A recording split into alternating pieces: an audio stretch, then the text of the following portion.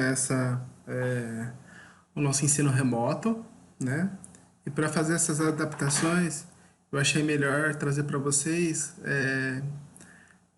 os 7 tipos de metodologia que eu achei mais relevante. Então a gente vai ver um tipo de metodologia por semana, tá? E cada semana a gente vai fazer uma atividade diferente em grupos, né? Que é a, a confecção de um plano de aula envolvendo a metodologia daquela semana, tá? Então se preparem. No momento síncrono eu explico melhor como que a gente vai fazer essa dinâmica, tudo bem? Então a gente começa com resolução de problemas aqui, tá? Parte 1, porque eu vou dividir em 2 vídeos para vocês poderem aproveitar melhor o tempo, né? E ver o que vocês acham melhor, né? Então, quais são os objetivos da resolução de problemas, né? Primeiro, fazer o aluno pensar produtivamente, né? Sempre que a gente busca a resolução de problema, a gente tem que primeiro pensar. É isso que a gente sempre fala para o aluno.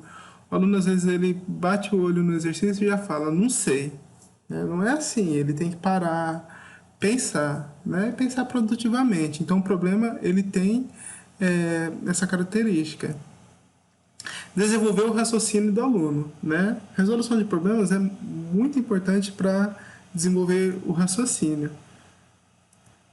Ensinar o aluno a enfrentar novas situações. Tornar as aulas de matemática mais interessantes e desafiadoras. Levar uma base matemática às pessoas, né? Então, reparem que a resolução de problemas não é simplesmente resolver, né? Ele traz muitos benefícios, né? Traz muitas situações que vai ajudar a melhorar a aprendizagem desse aluno, né? E como dizia Jorge Poliya, né, que é um dos grandes estudiosos da área, né, a grande referência que a gente tem quando fala resolução de problemas, a gente pensa logo em quem? Em Poliya, né? Resolver problemas é uma habilidade prática, como nadar, esquiar ou tocar piano. Você pode aprendê-la por meio de imitação e prática. Se você quer aprender a nadar, você tem de ir à água. E se você quer se tornar um bom resolvedor de problemas, tem que resolver problemas, né? Os problemas matemáticos são responsáveis pelas inúmeras dúvidas presentes entre os alunos, né? Quando a gente apresenta o problema, a gente busca melhorar a aprendizagem. Só que a gente sabe que surgem inúmeras dúvidas e às vezes quando eles estão sozinhos, eles travam na hora de resolver. A grande questão é relacionar as informações fornecidas com símbolos matemáticos adequados para a solução dos problemas. O aluno precisa entender a situação, identificando a operação mais adequada para a resolução. E isso depende de uma leitura segura e de um processo interpretativo, né? Coisas que a gente busca e espera que o nosso aluno alcance.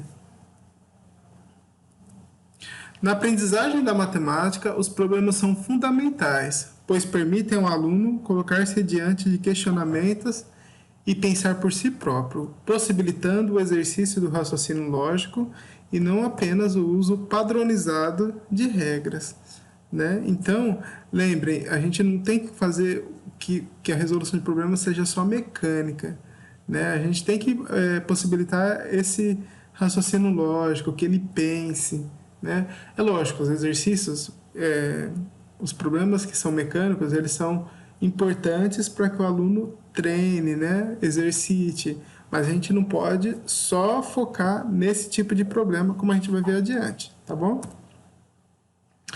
E aí, qual é o papel da matemática? A resolução de problemas requer relacionar as informações fornecidas com símbolos matemáticos, adequado para a solução dos problemas.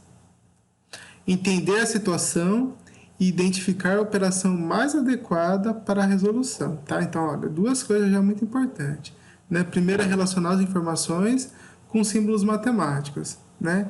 E depois é entender a situação e identificar qual operação vai ser mais adequada para aquela resolução. Então, reparem que eles estão interligados, ó.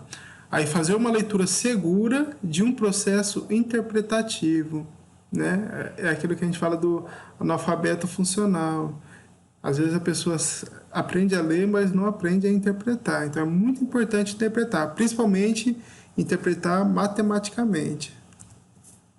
Colocar-se diante de questionamentos, né? Então, para resolver um problema, às vezes você tem que pensar e questionar problemas, né? Então, responder uma pergunta através de outra pergunta.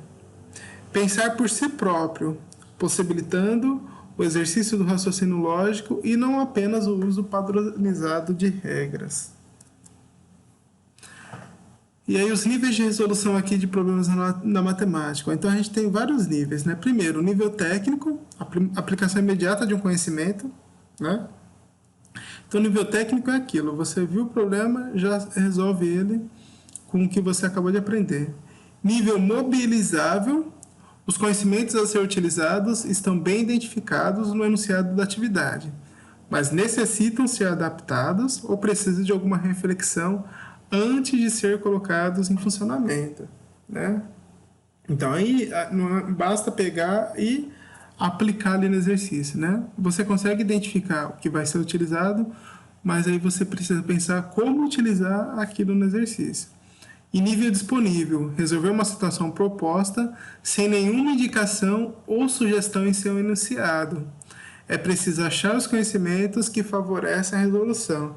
Esse nível disponível, ele é muito parecido com o quê? Com a nossa vida real, né? Então, por isso que é muito importante a gente possibilitar isso em exercícios também, né? Porque na vida real, a gente não vai indicar ali a operação matemática que o aluno vai utilizar, né? Ele vai ter que identificar, né? Sem indicações às vezes. Então, definição de problema. O que é um problema? Entende-se por problema uma situação na qual não se conhece o caminho para a solução. Ou seja, qualquer situação que o indivíduo ou um grupo quer ou precisa resolver e para a qual não dispõe de um caminho rápido e direto que o leve à solução. Tá? Então, quando a gente tem um problema, quer dizer o quê? Que a gente não sabe como a solução. Porque senão, se a gente tivesse a solução, não seria um problema, né? Mas aí o que acontece? Quando a gente tem um problema, a gente tem que parar, né? E resolver aquele problema. Como a gente resolve aquele problema? Através de uma solução, né? Ou seja, às vezes aquela solução pode sim ter um caminho rápido e direto, né? Mas normalmente não. Normalmente requer interpretação e raciocínio, tá? Problema matemático, olha.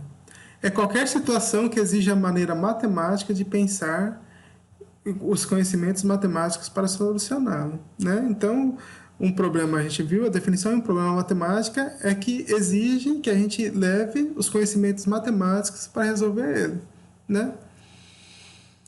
Segundo Silveira, tá? Um problema matemático é toda situação que requer descoberta de informações matemáticas desconhecidas para a pessoa que tenta resolvê-lo, ou a invenção de uma demonstração de um resultado matemático dado, tá?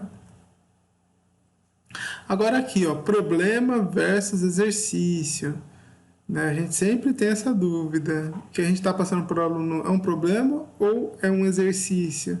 E aí? O que vocês acham? Como saber identificar, né? Podemos distinguir mais claramente um problema de um exercício. Um problema matemático é uma situação que demanda a realização de uma sequência de ações ou operações para obter um resultado. Ou seja, a solução não está disponível de início, mas é possível construí-la, né? Então, repare bem o que a gente define no PCN, ó, como problema matemático, tá?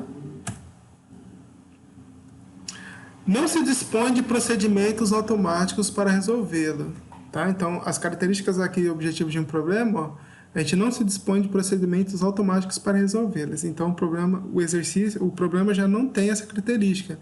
Não é só ficar fazendo mecanicamente ali, ó. Exige um processo de reflexão sobre os passos a serem seguidos, tá? Para resolvê-lo, necessita-se desenvolver algum tipo de estratégia. Fazer o aluno pensar produtivamente, desenvolver o raciocínio do aluno, ensinar o aluno a enfrentar novas situações, né? tornar as aulas de matemática mais interessantes e desafiadoras, levar uma base matemática às pessoas. Então, o que é um exercício, né?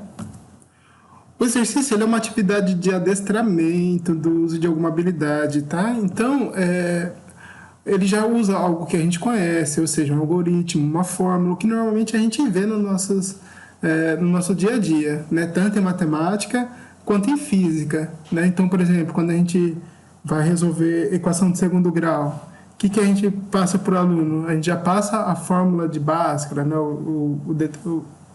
E a gente pede o quê? Que ele só aplique ali, né? A fórmula de velocidade média, né? A fórmula de aceleração, de distância. Então, todas essas fórmulas acabam sendo exercício, porque os alunos só vão pegar os dados e vão aplicar ali. Não tem nada de novo, na verdade, tá? Então, o exercício envolve mera aplicação. E o problema, olha, necessariamente envolve invenção ou criação significativa, tá? Então, o problema é algo que ele vai pegar e ele vai ter que tentar descobrir um caminho para resolver. Já o exercício, ele só vai pegar e aplicar tudo que ele já tem no caminho já conhecido. Tudo bem?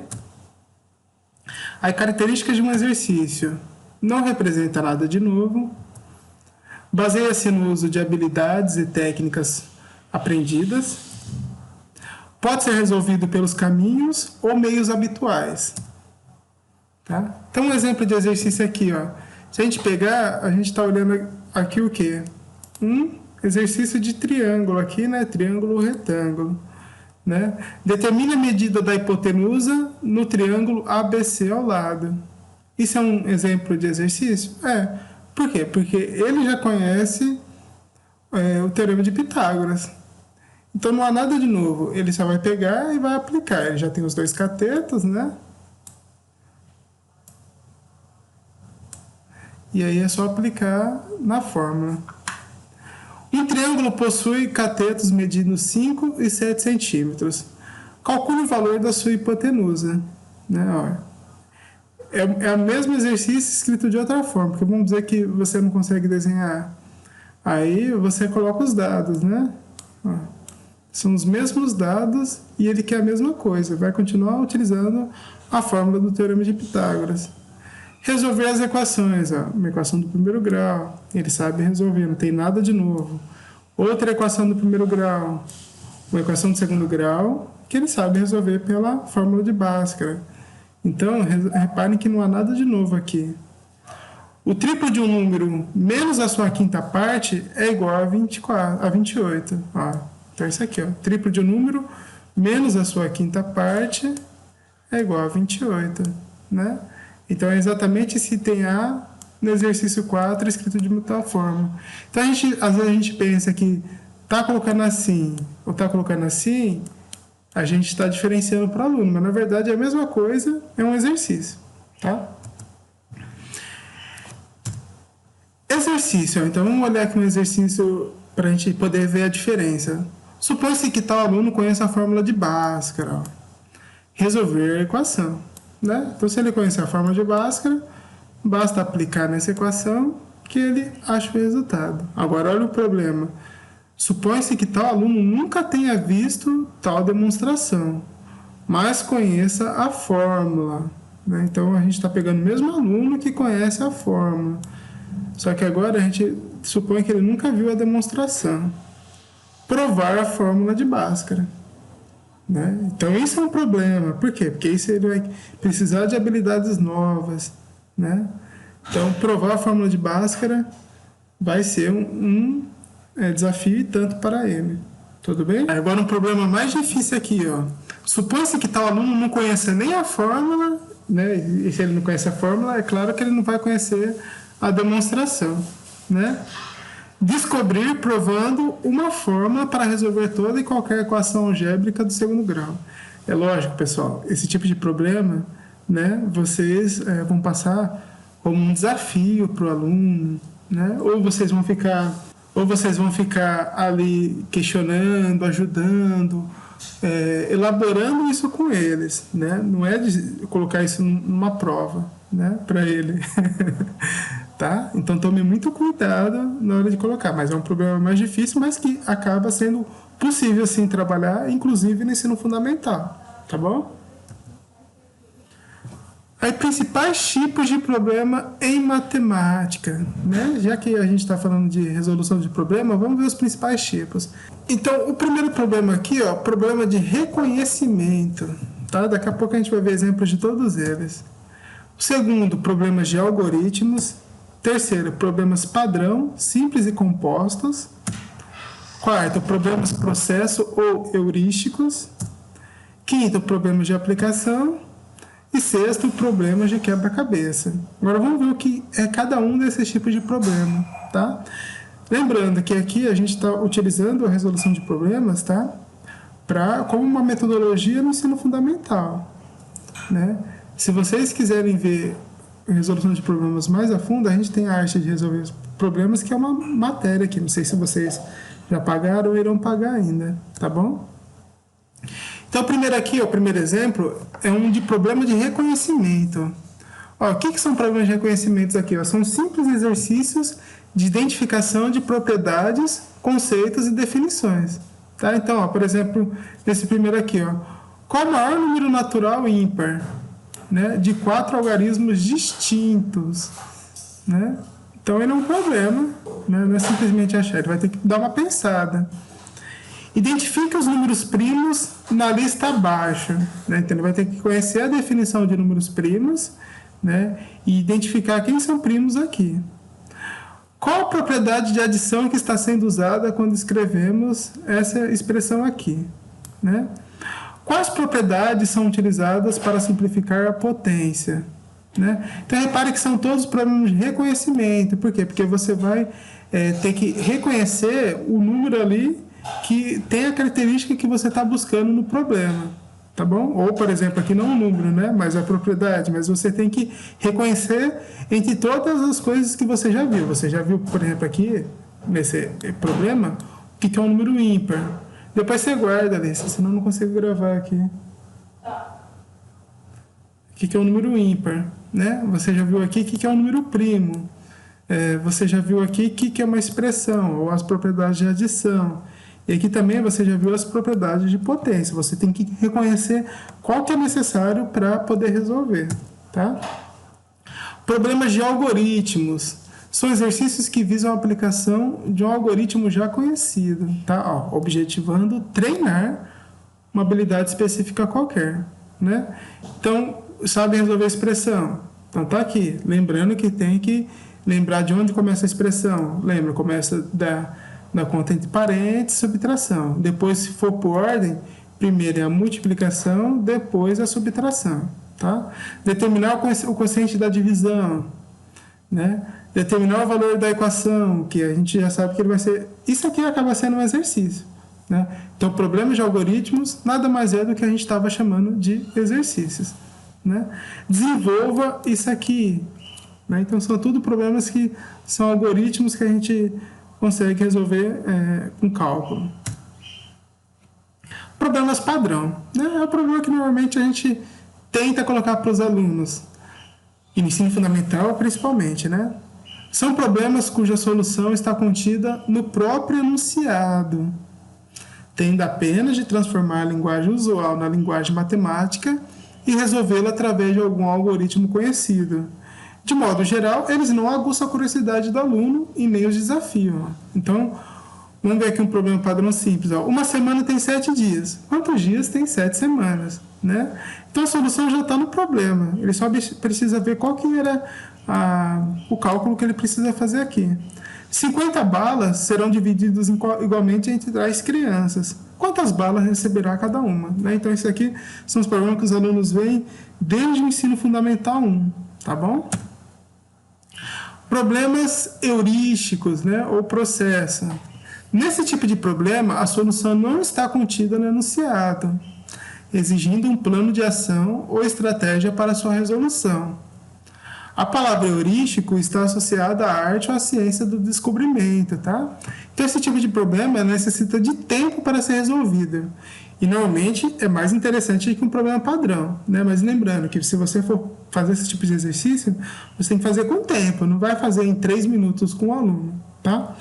Um gato, então vamos ver um exemplo aqui, ó. Um gato está sobre um muro de 4 metros de altura, quando avista um rato a uma distância de 8 metros da base do muro. Quando o rato dirige-se à sua casa, em linha reta até o muro, é capturado pelo gato, que pula diagonalmente andando o mesmo comprimento que o rato tinha andado até então. Qual a distância que cada um percorreu? Olha, né? Então aqui a pessoa vai ter que... Não vai só pensar... não está pronto só, né? Ele vai ter que pensar no problema da distância do rato e na distância do gato, né? Na distância do gato, a gente percebe que, como ele vai pular diagonalmente, vai envolver teorema de Pitágoras, né? E o rato vai envolver linha reta. Só que, provavelmente, para resolver do rato, você precisa descobrir do gato. Só que o gato, você só tem a altura do muro, você não tem a distância que ele teria percorrido, né, em linha reta. E isso depende de quem? Do rato, né? Então, uma coisa depende da outra. Então, ele vai ter que pensar em como montar um algoritmo para resolver isso. Não está pronto ali, tá bom? Problemas de aplicação, né? Retratam situações reais do dia a dia, também chamados de problemas contextualizadas. Um problema típico do Enem, né? Consiste na matematização de uma situação real e geralmente exige uma pesquisa, levantamento de dados para sua resolução. Então aqui tem 2 exemplos, né? Com 13,15 compra-se exatamente 9 pães, sem deixar troco, né? Indo à mesma padaria com R$10, quantos pães no máximo é possível comprar e quanto recebemos de troco? Então é uma contextualização, né? Que aí ele vai pensar um pouquinho e vai aplicar ali numa situação do dia a dia. Exemplo 2, é do Enem de 2005, né, que é o Enem mais antigo aqui, que não tem os padrões que tem hoje. Um pátio de grandes dimensões vai ser revestido por pastilhas quadradas, brancas e pretas, segundo o padrão representado ao lado, que vai ser repetido em toda a extensão do pátio. As pastilhas de cor branca custam R$8 por metro quadrado e as de cor preta, R$10. Determine o custo por metro quadrado do revestimento utilizado, né? Então, pastilha de banheiro ou de cozinha, né? Outro problema de aplicação que envolve uma situação do dia a dia que a gente vai estar matematizando ela, tá bom? E problemas de quebra-cabeça aqui para a gente fechar são desafios. A sua solução depende quase sempre de um golpe de sorte sobre a maneira como encarar o problema para que se possa perceber algum truque ou regularidade que leva à sua solução, né? Esse golpe de sorte é você ter a percepção, tá? Não é a sorte em si. Por exemplo, exemplo 1. Descrever um procedimento para retirar de um rio exatamente 6 litros de água, dispondo-se para medir a água de apenas 2 recipientes, um com 4 e outro com 9 litros de capacidade. Então, repare, não é a sorte, né? Mas você vai ter que pensar e vai ter que perceber qual a mecânica que está ali, né? Se você tem um com 4, um com 9, e você quer retirar exatamente 6, o que você vai fazer, né? Exemplo 2. Um rei resolveu dar liberdade a um dos seus 3 prisioneiros. Mandou trazer 3 chapéus brancos e 2 vermelhos. Vendou os olhos dos prisioneiros, colocou um chapéu em cada um e depois foi retirando a venda dos olhos deles. Ganharia a liberdade aquele que soubesse dizer de forma convincente a cor do seu próprio chapéu, olhando para os outros prisioneiros. Os 2 primeiros não souberam dizer. O terceiro, antes que o rei lhe tirasse a venda dos olhos, afirmou com toda certeza a cor do seu chapéu. Qual a cor do chapéu do terceiro prisioneiro? Justifique, né? Então aqui é um golpe de sorte pro cara que está ali, né? Agora, para a gente que está matematizando, para a gente que está pensando nesse quebra-cabeça, a gente pode pensar, né? Porque tá na cara que o terceiro, qual que é a cor que o terceiro já sabia que era dele, né? Os outros 2 ficaram na dúvida, por quê, né? A gente sabe, tá bom? Então esse é o vídeo 1. A gente vai vir ainda no vídeo 2 para encerrar essa parte de resolução de problemas, tá? Então, vejam esse e não esqueçam de ver na sequência ou na hora que vocês tiverem tempo o vídeo 2 para poderem fechar essa parte, tá bom? Então, até mais.